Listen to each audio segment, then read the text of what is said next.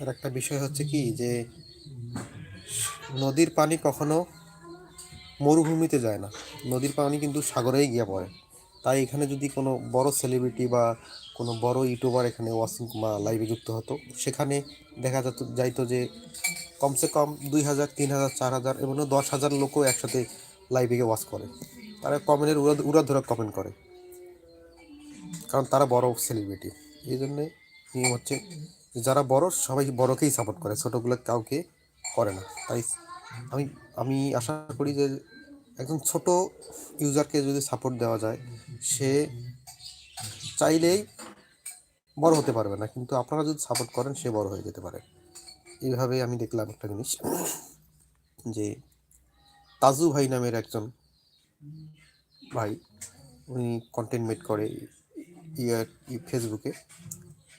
একটা video viral হওয়ার কারণে তার